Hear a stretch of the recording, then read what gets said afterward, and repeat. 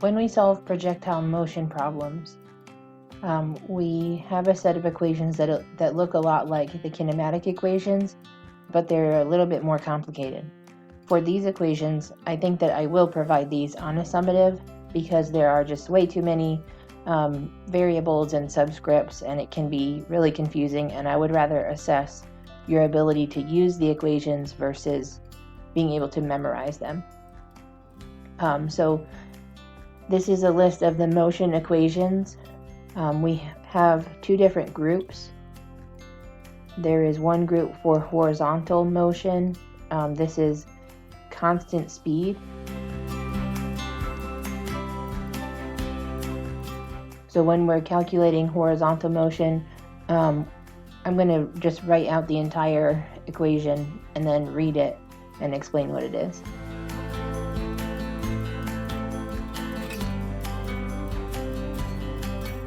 Okay, so we read this as x sub f equals v t sub f plus x sub I. The f stands for final and the I stands for initial. So this equation has the final horizontal distance, it has the velocity, the final time or total time, and then the initial location. That's the only horizontal motion equation. The next ones are vertical, and this is constant acceleration.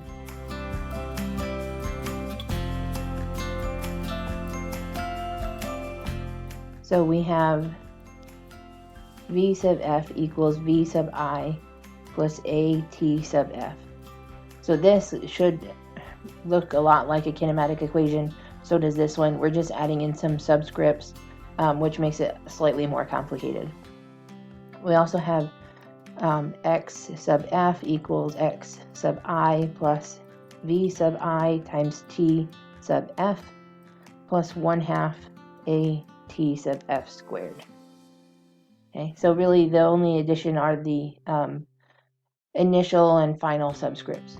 And lastly, we have v sub f squared equals v sub I squared plus 2a multiplied by the difference between x sub f and x sub I. Anywhere that you have an x, you could also have a y, technically. So we'll get to that in a practice problem. These velocity sections, like v sub f equals v sub I plus at sub f, these we can use as v sub y f or v sub x f. So we can use those equations for both variables. So let's just try one. They do get easier, obviously, as you go through and practice them, but these problems do seem long, and many of them can take up like an entire page. So on a summative, you would probably only have a few questions to complete, and different sections of the problem will be worth points. So if there are only 2 questions on your summative, if you get one of them wrong, it's not like you automatically fail. Anyway, we'll talk about that more later. So this is an example problem from a different textbook. I also typed out the problem on class pages so that you have access to it if you want to write it down, or you can just follow along with me. So it says, you are preparing breakfast and slide a plate on the countertop. Unfortunately, you slide it too fast and it flies off the end of the countertop. If the countertop is 1.05 meters above the floor and the plate leaves the top at 0.74 meters per second, how long does it take to fall, and how far from the end of the counter does it land? It's helpful to draw free body diagrams or motion diagrams for these objects or these problems. So this magenta circle represents the plate on the countertop. So this is the beginning, and the countertop ends here. So the plate is going this way, and it's going to hit the ground or hit the floor. So as the plate moves this way, it has the same velocity. There are no forces acting on it, so the velocity is the same always in that direction. However, the vertical vector should be getting larger as we go further. So we're trying to figure out at the location that it hits. We want to know how long, so how long, which is time, and how far, which is x. So to begin, it is also helpful once you have your drawing to list your knowns and unknowns. So we don't know the time, and we don't know the final location. So final x is final location. However, we do know quite a bit of information. The initial locations were in the x plane, so horizontally we're talking about here is 0 meters, and then also here would be 0 meters in the y direction. We know that the initial speed in the horizontal direction, or the x direction, was 0.74 meters per second. For the initial velocity in the y direction, the plate was only being pushed in the horizontal direction, so the vertical velocity is 0. What else? Acceleration in the x direction is 0 because there's only that initial velocity. However, in the y direction, acceleration is the acceleration due to gravity. And we have to make sure we put the negative on there since it's going down. As we go through, you technically can save the negative for later, but it's good to just keep track of it. Let's see, what else? We know the final location in the y plane. So initially we're at 0 meters. We're told that the countertop is 1.05 meters above the floor. So that means that the final y position is a negative 1.05 meters. It's negative because the object has fallen down off of the counter. Okay, so I think that we have everything that we need. So now we'll solve this problem. First, we're going to solve for time. For time, I'm going to use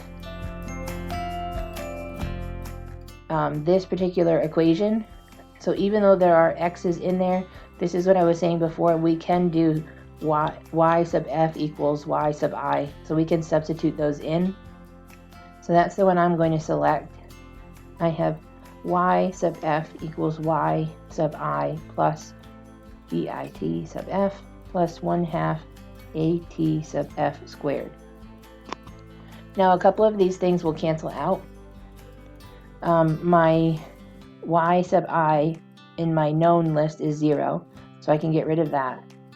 And then my y velocity initially was 0, so if this is 0, that would also negate the time here. So I'm going to cross that out.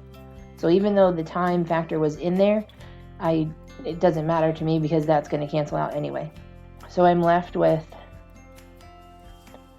y sub f equals 1/2 at sub f squared. And now I need to start rearranging things so that I can get time on its own. Oops. So I have 2y sub f equals at sub f squared. I have to divide both sides by a.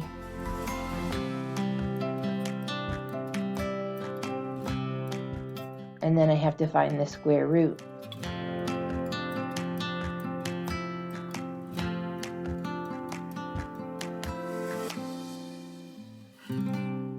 And I'm actually going to move this back over here, just running out of room on my paper. So I have 2, the final location for y was negative 1.05 meters, and I'm dividing this entire thing by negative 9.81 meters per second squared, and I have to find the square root of that. So when I do that out, I find that the final time is 0.46 seconds. So I've at least made it that far in the problem. I'm going to pause this for a second. So I had to pause this because I was just running out of room. Now that we have the value for time, I'm going to solve for the final location in the x direction. So to solve for that, I'm going to use an equation that is already set for the final location for x. So I have x sub f equals v t sub f plus the initial location for x. X sub I from our known list is 0 meters, so that would cancel out, and I'm just left with x sub f equals v times the time. So when I plug in my values, I have x sub f is equal to 0.74 meters per second times 0.46 seconds, which is what we calculated in the last problem, and I find that my answer is 0.34 meters. So that means that when the plate flew off the counter, or slid off the counter, it traveled for 0.46 seconds, and in that time it landed 0.34 meters from the countertop. So if the countertop ends here, the plate would travel 0.34 meters along the ground before hitting the floor. So these problems do get a little complicated. You kind of have to tackle it piece by piece. What I'll do is go through the practice problems you're doing in class today, and I'll post the tutorials at some point this afternoon, so that'll give everybody a chance to go through and attempt the problems on their own. And these are challenging. We're going to take a while with these just to get everybody comfortable with the process.